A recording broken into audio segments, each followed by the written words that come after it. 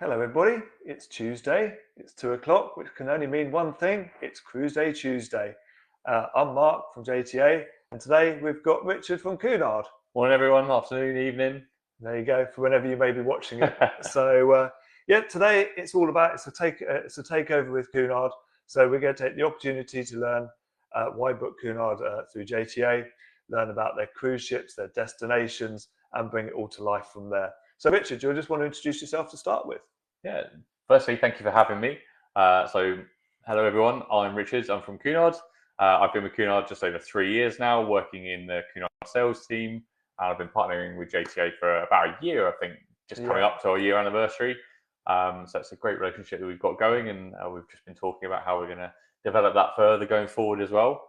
Before that, I was working in Carnival UK, the brand that oversees both P&O Cruises and Cunard, on Polar Online, so the system that you guys use to book. So again, if you've got any questions on that, by all means send them my way and I can try and help at the same time. Yeah. So we're going to take the opportunity today to talk all things Cunard. I was lucky enough that I was on board the Queen Mary for a ship visit a couple of weeks ago. I only got a half a day. Richard, when I bumped into you on board, you were departing for a whole week. I was very lucky. I was. Queen Mary 2 is an amazing ship, and I'm sure we'll get into talking about her a little bit more. But no, I'm very lucky in my job. Excellent. So just before we go any further and deep dive into Cunard, just as we always do, as a very quick reminder each week, please do send in your questions in advance if you're watching this as a recording, because each week we'll do a different cruise line. We'll give you some JTA updates. And if you want to pop any questions now during the course of this session, we'll endeavour to answer them as best as we possibly can as we go along. So Cunard. So I think just from my own personal perspective to start with, I said I had an amazing day down in Southampton back in May. The sun wasn't quite shining like it is at the moment, but it was still absolutely amazing to see the beautiful ship. I think there's really three clear things that stood out for me. Was first of all the ultimate space that came in, and then about the history, and that she's very much a timeless, elegant, classic ship from there. And that's really what we want to dive into as we go along from there. So Richard, do you just want to tell us a bit about the history to start with? So yeah, we were the oldest cruise brand in existence, founded back in 1840. So we've got over 185 years of cruise history of Cunard. You said obviously about the fact, the space on Queen Mary 2. She is the world's only ocean liner that is seafaring. So she's a massive point of difference and a real bucket list opportunity for guests. And that's where you see the difference in space. When she launched back in 2001, she was the longest, the widest, the heaviest, the tallest, and the most expensive ship ever to be produced. Yeah, she was absolutely stunning from there. So just to start with, so you had to do quite a big announcement. It was about a month ago now, wasn't it? A few weeks ago. Time flies by when we're having fun. It does indeed, doesn't it? So you've got the event in Liverpool where all four ships come together. So that's maybe not a bad starting point for us. Yeah, amazing. So we've got our four queens, which are going to be meeting for the very first time, which will be up in Liverpool, our spiritual home. And all four queens will be meeting on the Mersey in May 2028. That went on sale last month, like you said. It has gone phenomenally well. Last time we did a similar event with three queens about 10 years ago now. It was really, really popular, both on board the ships and for all the local residents. They reckon there was about 1.5 million people came and lined the Mersey. So we're hoping for obviously a similar event and similarly nice weather, fingers crossed. If you can arrange that for me, that would be amazing. But there is a little bit of availability still on Queen Mary 2 on her transatlantic crossing.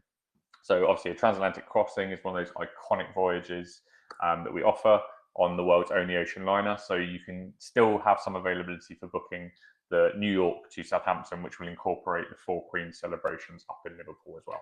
So there you go. So there's your opportunity to grab those last few cabins while you can.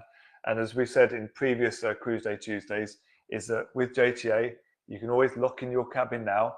And then when the flights and the hotels become in date range, we can then package up that complete package for you from there. So grab those last minute opportunities while you can, because that is an amazing experience up in Liverpool in 2028. I can imagine there being loads of events on the city side and it being an amazing thing to be a part of. So I'm trying to get my ticket sorted for it at the moment. But surely you must be guaranteed to be on board. So if you could have a word with my boss, I'll arrange it. Excellent. Cool. So while we're talking about all the four queens being together, I think, should we just dive down into the differences between the two? So we've got Queen Elizabeth and Queen Victoria. They're the sister ships. They are indeed. So Queen Elizabeth and Queen Victoria are sister ships. So in terms of design, size, etc., they're all very, very similar. So you've got just over 2,000 guests on both of those. Interesting point is that actually P&O Cruises Arcadia is also a half sister to both those ships. So if you've got any guests that really like Arcadia on P&O Cruises, it's a really interesting opportunity for Switch Cell to get them to come on board, because they'll know the layout of the ship and they'll love that kind of side of things. Still the timeless elegance that you mentioned that you would get on board Queen Mary 2, but being that little bit smaller, obviously they can get into the real discovery destinations and ports as well. So at the moment, Queen Victoria is over in the Mediterranean. So she does sailings out of Civitavecchia. I never know how to say that. You might be able to correct me. Civitavecchia sounds about right to All me. right, we'll go with it. I just say Rome. Fair enough. Barcelona, Trieste, and Istanbul. So she's got a summer season for lots of amazing FlyMed opportunities for her, while Queen Elizabeth is currently undertaking her last opportunity on sale at the moment to go and travel to Alaska. So she's currently based over in Alaska for her last season there. And then in the latter part of the year, she'll then relocate via the Panama Canal to the Caribbean, where she'll be based for our winter, obviously sailings out of Miami. So again, like I mentioned, because she's that bit smaller, she can go into those discovery ports. You can get into the likes of Belize and Honduras. So you can see untapped and untouched areas of the Caribbean, which is a real point of difference compared to other cruise lines out of Miami. Amazing. And then we've got Queen Anne. Queen Anne, obviously our newest ship, so just over 2 years old now. She had a 2-year birthday just last month as well. She's very elegant in a modern take. So she's had a lot of obviously modern incarnations, but keeping all that history and heritage that we have as a brand, but really designing her for the next 20 years going forward as well. Most popular in terms of new to cruise and new to Cunard. She's got a lot of shorter 7-night itineraries, does lots of things like the Norwegian fjords, which again is, if you're going to do it, you're going to do it on a cruise ship, right? It's a beautiful destination, and to do it on board Queen Anne as well is an amazing opportunity. She's that slightly bit bigger, so 3,000 guests. So if we're comparing her to other cruise brands, still small, let's be honest. But that slight bigger space on board gives her options for additional specialty dining and such like. And then the last but not least, the Queen Mary, which we've already touched upon already. So indeed, Queen Mary 2, obviously you mentioned, the only cruise line in the world to offer a scheduled transatlantic crossing. And she does a little bit of everything realistically. So she'll also do the fjords, she'll do Iceland, British Isles, a little bit of Mediterranean. And then obviously across the ships, we offer the World Voyage as well. So we're going to touch upon the World Voyages. So World Voyages, they're now booking for 2027 and 8. So we've got everything on sale up to the very, very end of 2028. So 2027 is on sale, and I believe you've put one in the marketing this morning as well for Queen Victoria for 2027. But we've also got Queen Elizabeth and Queen Anne doing World Voyages in 2028 as well. And if your clients haven't got enough time to do a whole world voyage, then they can do part voyages. Of course, I mean, I'd love to have the 100 days plus that you need to spend time on board, but we can sector that together. So I think the one you put on was Singapore, Cape Town, for instance. And again, it's a beautiful way of experiencing a different part of the world on a cruise line, but also packaging that with a hotel stay, etc., in those destinations. So as it neatly segues us onto the offers that we've built. So hopefully in your inboxes today, around about 11:30, there would have been a solus email from us promoting Cunard. We selected 6 different voyages, and I've just got a couple of highlight ones here for you to start with. So again, guys, we will drop these in the chat box afterwards, so you can print them out, pop them in the shop windows, post them on social media. But there was 2 in particular that we just wanted to highlight. The first one is a Rome round trip. We're seeing, certainly here at JTA, that there's still quite a lot of demand for last-minute cruises. So there's one here particularly, which is a Rome round trip, which is 9 nights. So it's 7 nights on board Queen Victoria, and then we've packaged it with 2 pre-nights in Rome. And then, as usual, we've got the regional departures from London, Manchester, Birmingham, Dublin, and that I've needed. Forgot the last one. The last one, Edinburgh. Sorry to my Scottish colleagues that are listening on board. This comes in at an amazing £919 per person. I don't know if there's anything you wanted to add about that particular voyage. I mean, I had to just double check myself when we were chatting to Richard last week preparing for today. I said it was £919 per person. I had to just double check I got it right, but it is. You've got some brilliant You are prices. correct. There are some really great offers, late availability, end of this month, next month, even going into August, especially on those Fly Mediterranean products. There are some bargains to be had.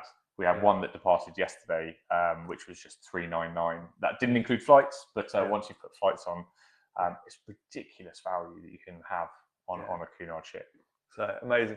And then something that absolutely inspired me when I was aboard is the iconic transatlantic crossing. So another one of the offers that will be in your inboxes is we've done an iconic transatlantic crossing. We've actually designed this one so it's just departing New York just after New Year's Eve. So we've packaged it with 3 nights in New York, which covers the New Year's Eve period. And then you'll then come back across the Atlantic from New York, sailing back into Southampton, ready to start your brand new year in 2027, just a few days later than everybody else. I mean, it's a bucket list trip, right? Yeah. I mean, we have iconic voyages on a bucket list ocean liner, and like I say, to package it with New York as well for the New York ball drop is iconic is the right word. I think you're right. Exactly. And then on that particular voyage in early New Year, there was actually an upgrade in cabin type from Ocean View to balcony as well. So what better way than to do an iconic crossing and 3 nights in New York to start with over New Year's Eve is something truly special. So again, they're there to be promoted. Print them out, put them in your shop windows, and we can take care of them from there. And then just said there's a mixture of other offers, but we did actually just package. We just said earlier on that part of the world segment from Singapore across to Cape Town from there. We've got quite a lot of questions that have come in. We've got some in advance. We've got some that have been sent in already. So I'm just going to grab some of these already. Right. So Michelle, thank you for your question. What is your main clientele nationality-wise on board? Nationality? Oh, right. So we have quite a broad demographic, realistically. We've got a lot of UK guests, a lot of American guests, quite a lot of German, quite a lot of Australian, and quite a lot of Japanese. So I think a lot of the world wants to come and have that kind of iconic, classic British service. Obviously, our iconic afternoon tea is served with white glove service. It's very much a performance. So we have clients from all around the world, mainly British and American is probably the broadest demographic that we would have on board. But yeah, a little bit of everywhere, really. Excellent. So Michelle, hopefully that answers your question from there. Right. Another one. With regards to excursions on the Norway Northern Lights cruise, can we find out what is available for clients before or only after the booking? Good question. I think the honest answer is after, but we've always got like examples on Shine Rewards Club. So on our training platform, Shine Rewards Club, there's kind of samples. So we can't guarantee they'd be on every single sailing, but it will kind of give you a broad overview of what is available on each different cruise type, depending on where you're traveling in the world. So for Northern Lights, for instance, it'd be the ones you'd expect in the likes of Trondheim, Narvik, and those kind of ports. Okay, cool, excellent.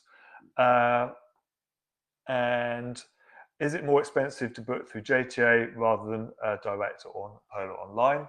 So you'll be partnered up depending on how you do it. But yeah, I was going to say you probably do it. So I think in particular with JTA, we will have, first of all, we often get some very special rates from Cunard, which aren't necessarily available to the general public. We then package those up with your pre and post accommodation, etc. from there.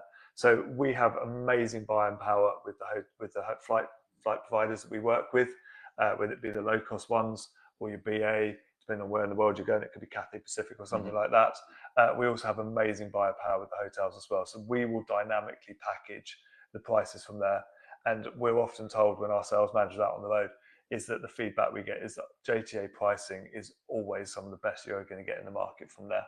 So, which we won't do internally in the same way. We have our iconic hotels that we will work with, but beyond that, like I say, that's the beauty of the partnership that we have. Exactly. So in answer to your question, give JTA, come to us, and our amazing reservations team will take care of everything else and hold your hand from that perspective. So brilliant.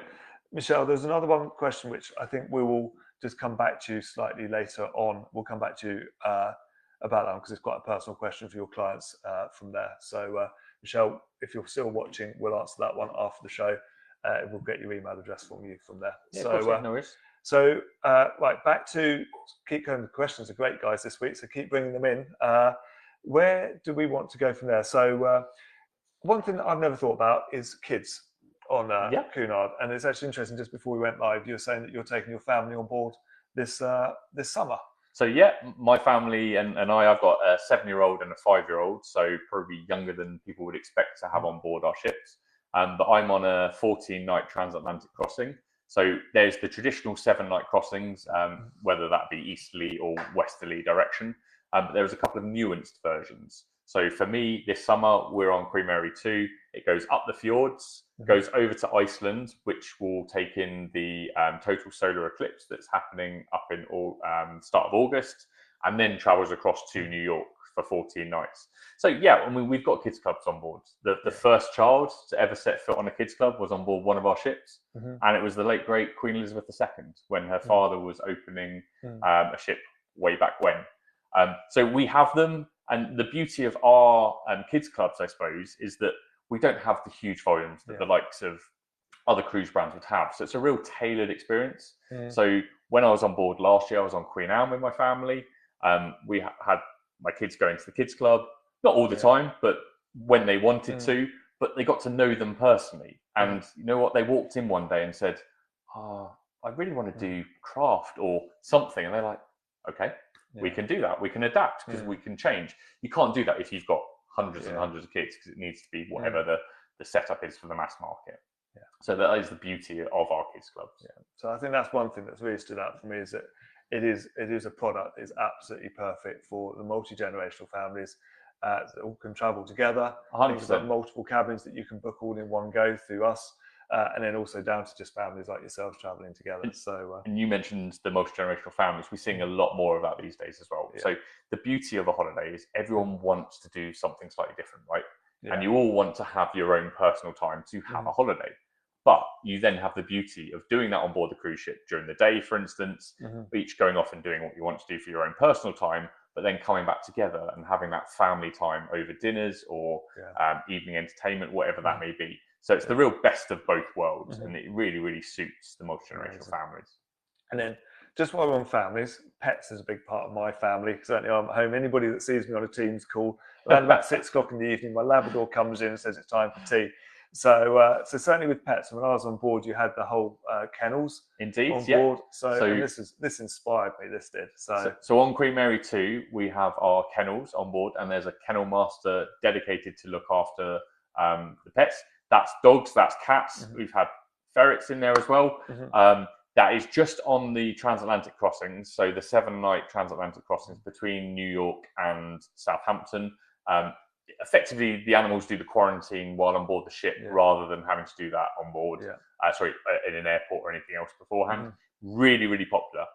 So as soon as they go on sale, they usually sell out. We've got, I think it's 26 kennels, but it's a great opportunity for if you want to. And there are a few famous people that will travel with us. Those that shout about us, the likes of Rod Stewart, always travels with his pets. So we obviously won't name drop those that don't want to share those details, but Rod Stewart's one that will often travel between the UK and the US, and will bring his dogs with him as well when he's on board. So there you go, amazing from there. Just a couple of questions, if you'd like, just for a bit more time with us. Just a couple of questions that were sent to us in advance is, do you have to dress up for dinner each night? I mean, you're more than welcome to dress up for dinner each night if you like, but honestly, no. I think that's one of the big misconceptions we have about us as a brand, is that you have to wear a ball gown and tiara every night for dinner. And like I say, you're more than welcome to if you'd like to. But generally speaking, 5 nights out of 7, what you and I are wearing is very much relaxed. It's classed as smart attire, but we're never going to be a jeans and a shorts and t-shirt kind of company. But jeans, perfectly fine. Amazing, thank you. Another one that's just been sent in advance. Sorry, this has just come in now. I've just booked for a solo passenger, a lady on her own, on Queen Mary 2. Is there any solo meetups on board? Yeah, of course. So we have lots of different meetups across different things. So whether that be solo meetups, or for different demographics of people, etc. They'll always be in the daily planner. So as long as she takes a look at the daily planner on each day of a voyage, that's a printed version or on our online version when you're on board, you'll find those times. And it doesn't take long. Like after the first couple of days, you'll quite often find people that will go to these meetups, and then we'll end up meeting up for dinner every subsequent night. But yeah, there's a great opportunity to do that. My mother-in-law travels all the time with Cunard, and sometimes she wants to go and join these groups, and sometimes she wants peace and quiet. So, and that's the advantage of it, isn't it? Exactly. You can do as much or as little as you want to. Very much so. A couple of other very quick fire questions is, I think we probably answered this in the multi-generational question anyways, but do you have to, I'm going to put it as it was put in the chat box as well, by the way, in advance, do you have to be old to sail on Cunard? That was the question. I mean, am I old? I'm hopefully the answer to that is no, but look, we've got a wide demographic of guests that will travel with us. On a world voyage, you've got to have 110 plus nights to be able to sail with us. And cruising used to be really elite, right? So you had to have a lot of money as well. Like, gone are those days. Yes, on the longer voyages, there'll be an older demographic, but on the shorter voyages, the 2 nights, the 4 nights, the 7 nights, it's a much younger demographic as well. And pretty much everything in between, depending on the setup in that regards as well. You're popular today, Richard. So is there any chance? I'm not sure it's me personally. Hopefully it's the brand rather than me, but I'll take it if you're offering it. So any chance of ship visits later on in the year? That's a great question. We haven't, at JTA, we've been lucky enough that we've been down to Cunard, down to Southampton, and had some of the team visit from there. But I think with you guys directly, if you wanted to come and do some ship visits, then you can make your bookings through JTA afterwards. Definitely. Obviously. So there's opportunities throughout the rest of this year. So if you go on Shine Rewards Club, our training platform, there's a section on there which says events. If you click on there, there is options for July, September, October, November, December. So the latter half of this year is a massive opportunity to come on board. I think you said it yourself, that we can give you as much information as you can online, in brochures, etc. But as soon as you get on board, you just kind of feel it. You kind of understand it a lot more. And it makes a massive difference. So I would highly encourage you to sign up for those ship visits, to see it firsthand and have that knowledge to then come back and share with your guests. That you can then obviously package those up and we'll do it as you wish. We at JTA will take care of the rest for you once you've experienced the process. But honestly, my time on board was absolutely, it taught me so much about this amazing product as well from there. Last mate, you've got a minute to answer this one, and then we'll have to. How many times have you been on board, and what's your favourite ship and destination? Are you allowed to have a favourite? I was going to say, that's like saying what's my favourite child, and I'll probably get in a lot of trouble. And I think I really like the different ships for different reasons. We've obviously only got 4 ships, and if we class Queen Victoria and Queen Elizabeth as the same, very, very similar, they each offer something different. So for me, Queen Anne was the first time I took my family on board one of our ships, so that's got a really special place for me. But Queen Mary 2 is the only ocean liner as well. So those 2, I think, are probably my favourite ships. But that'll probably upset my grandparents who always travel on Queen Victoria, and that is their favourite ship. In terms of how many times have I travelled, I want to say about 7 or 8 times in my sort of 3 and a bit years. Favourite destination, though, for me is an easy one. Kotor, Montenegro. It's the most southerly fjord in the Northern Hemisphere. Obviously, I've recently been to the fjords as well, and it's just breathtaking. The scenery going in, you don't need to go to a destination almost at times. The ship is a destination in itself, but on the ship, sailing through the beautiful port of Kotor, going in and out. And I don't even think I've said this to you at any point, but I actually proposed to my wife on board the ship. And that was coming out of Kotor after the beautiful scenery that we'd had. It just kind of fit with the setup. It holds a special place in your life. It did, and that's why cruising has always played a special part in my life and my family's life. Cool. That was an amazing session. Thank you so much indeed for your time. Thank you. Just very quickly, just before we wrap up, just to remind you that Cruise Line of the Month is Royal for the month of Royal. So any bookings that you make during this month, you'll get 60 points, which is £60 in our rewards points.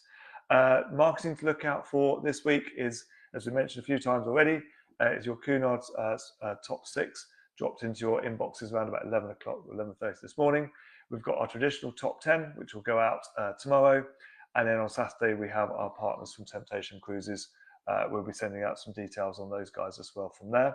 Just a reminder, any sessions of Cruise Day Tuesday that you missed, we do post them all back in the social channels, so you can go back and view them in view what you've missed out from previous partners. And also we put them on our YouTube channel as well, so they're there for you guys to view from there. Next week we'll be back at 2 o'clock on Tuesday, and we have our partners from Oceania joining us next week. So Richard, thank you again so much for your time joining us today. Thanks for everyone joining in. And enjoy the rest of your week, guys, and we'll see you next week. Cheers.